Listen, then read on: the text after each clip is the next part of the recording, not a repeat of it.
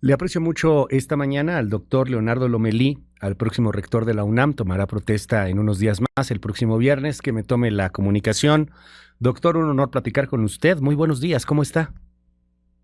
Buenos días, muy bien, gracias.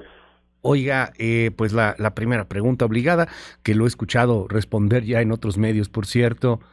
¿Qué opinión le merece esto? ¿Es el presidente que responde de esta manera, que reacciona de esta manera, pues a su próxima administración, doctor? Bueno, que en toda institución académica debe de haber continuidad de algunas cosas y muchos cambios también en otras. O sea, toda institución, pero más las académicas, dado que estamos directamente vinculadas al conocimiento, a la evolución del conocimiento, nos tenemos que plantear cambios, como también nos lo plantea la problemática de la propia comunidad universitaria, el atender mejor las necesidades de los estudiantes, de los profesores, del personal administrativo.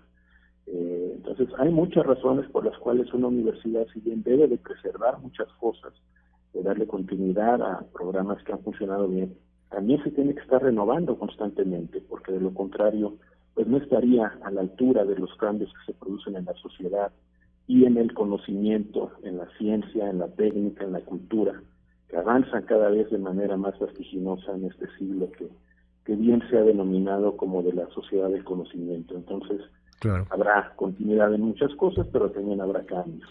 Me llama la atención, siguiendo un poco con este asunto político que hay en torno a la Universidad Nacional Autónoma de México, una columna publicada justamente el día de hoy en La Jornada, y es una columna publicada pues por uno de los perfiles más radicales en la Cuarta Transformación o más pues apegados a esta izquierda radical, le decimos muchos, de Pedro Salmerón.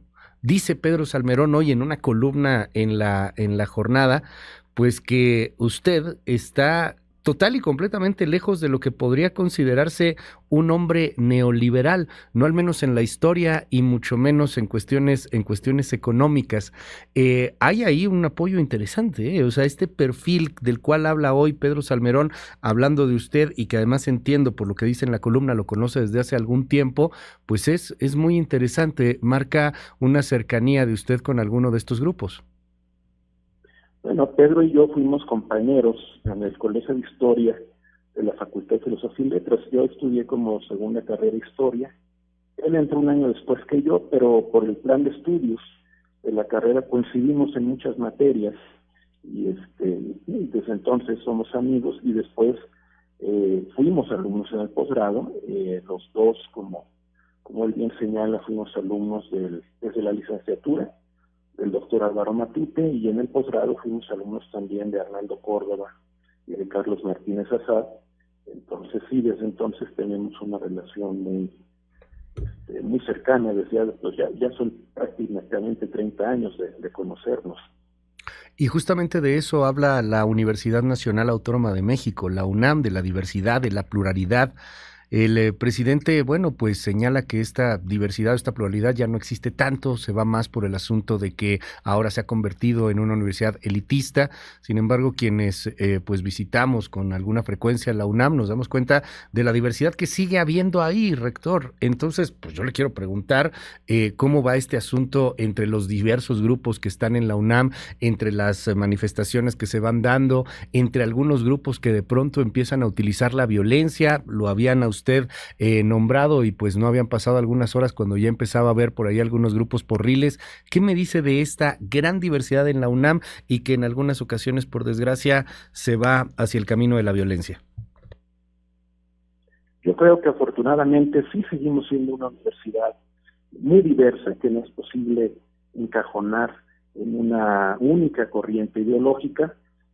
Lo que sí es muy preocupante es que existan grupos que utilizan la violencia para tratar de imponer sus visiones. Esto vulnera, por supuesto, las reglas de convivencia de cualquier comunidad, pero es todavía más lamentable en una comunidad académica. Pues creo que eso sí, indudablemente es algo que no se debe de permitir, porque en la universidad cabemos todos, siempre y cuando nos sepamos escuchar y nos sepamos respetar. Cuando me dice que en la universidad cabemos todos, quiero preguntarle, para el próximo año, ¿caben también los candidatos? ¿Va a ir Claudia Sheinbaum? ¿Va a ir Xóchitl Gálvez? ¿Pueden ir a la UNAM? Pueden ir, sinceramente no creo que sea el mejor lugar para hacer actos de proselitismo político, pero por supuesto que pueden ir, la universidad es un espacio abierto. Yo preferiría, precisamente porque también es importante garantizar la seguridad de las candidatas y de los candidatos, yo preferiría que lo hicieran más en otros formatos. La universidad, por ejemplo, justo estaba escuchando que el INE ya definió las fechas de los debates presidenciales. La universidad fue sede en el 2018, de uno de esos debates, y lo podría volver a hacer. En aquella época fue en el Palacio de Minería. Tenemos muchos otros edificios emblemáticos, o el propio Palacio de Minería, que también lo es, y que podría volver a ser sede. Okay. Yo vería más bien a la universidad organizando foros para discutir las plataformas de los partidos. Dígame algo, en el próximo año habrá una verdadera situación de hervidero político, y la UNAM se antoja pues para ser escenario de muchos de estos movimientos. ¿Qué opinión le merece la actuación de la UNAM y de distintos grupos políticos en la UNAM para el próximo año, para el 2024? Bueno, yo espero, la universidad como institución no debe de tomar posiciones políticas, pero los universitarios, por supuesto, que tienen no solo la posibilidad, sino yo diría que el deber cívico de participar en política, apoyando las posiciones de su preferencia. Yo veo muy bien que así sea, siempre y cuando no interfiera con las actividades académicas de la institución. Me decía usted hace un momento, rector, sobre la sociedad del conocimiento, y más allá de la política y politiquería, creo que el papel fundamental de las universidades va mucho por ahí, por la formación de los próximos profesionistas, pero de los próximos ciudadanos, pero de los próximos científicos también. ¿Qué hacer en la UNAM, en un país que le regatea a la ciencia prácticamente todos los años, que tiene esta reticencia a meterle un poquito más a ciencia, que además lo ve como algo muy alejado, que no cree mucho en los temas de investigación, por desgracia, si nos comparamos con otras naciones de economías similares? ¿Cuál es el reto de la UNAM para formar esta sociedad de conocimiento y en el marco del mundo que estamos viviendo, el mundo de inteligencia artificial, el mundo de avances tecnológicos brutales, pues contra a veces estos debates politiqueros que se quedan en una especie de pleito de vecindad, rector? ¿Qué me dice sobre ese gran reto que tiene la UNAM?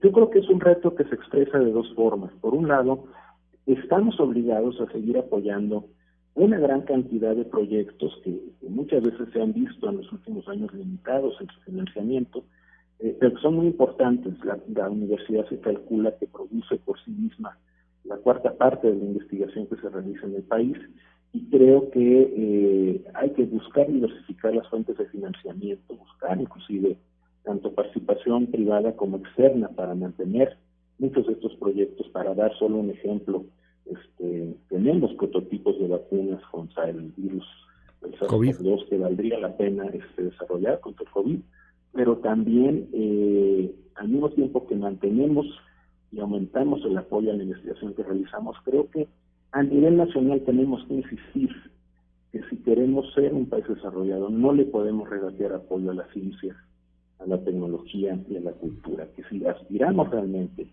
a superar nuestros rezagos históricos, tenemos que dar un apoyo mucho más decidido a la investigación. El perfil de usted, el perfil como historiador y como economista, pues habla también de una persona con una mente muy abierta y que va buscando la manera del cómo sí. Y esto que me acaba de decir me brinca mucho y lo resalto: la participación privada. Hoy, insisto, en este marco, en esta narrativa tan polarizada, tan maniquea, tan blanco y negro, de pronto se quiere satanizar un poco a la iniciativa privada, o cualquier cosa que se acerque a la iniciativa privada parece que se quiere cancelar porque pues son los malos del juego. Sin embargo, esta apertura pues me llama la atención. ¿La UNAM se abrirá más a iniciativa privada, a investigaciones, a recursos de empresas, a asociaciones con las mismas? Sí, de hecho yo creo que es muy importante que busquemos un esquema en el cual nosotros podamos dedicar más recursos a apoyar la investigación básica y contemos con más apoyo de la iniciativa privada para financiar la investigación aplicada, que es la que directamente puede redituar más también a las empresas. Es un esquema que funciona bien en los países más desarrollados y es a lo que deberíamos aspirar, porque además en el contexto latinoamericano somos uno de los países en donde el sector privado destina menos recursos como porcentaje del Producto Interno Bruto a la investigación. Entonces, así como creo que hay que insistir que se debe de aumentar la inversión pública en investigación, creo que también es importante hacer un esfuerzo porque aumente la inversión privada, y esto pues se logra también generando incentivos a la inversión privada, ¿no? Para canalizarse hacia la investigación. Déjeme cerrar con dos asuntos importantes. Al hablar de inversión privada, inmediatamente viene a la mente de algunos sectores cuotas y viene a la mente de otros sectores la huelga del 99 y todo lo que se generó por el aumento de cuotas. Pero pues también entender que la UNAM es prácticamente gratuita. Las cuotas son nimias, son cuotas realmente de nada, de algunos pocos pesos. Y hay un debate también de gente que dice, oye, a lo mejor tendrían que cobrar un poco más. A lo mejor si comparamos la UNAM con otras universidades estatales en donde, pues si bien es accesible el semestre, no estamos hablando solamente de algunos otros pesos.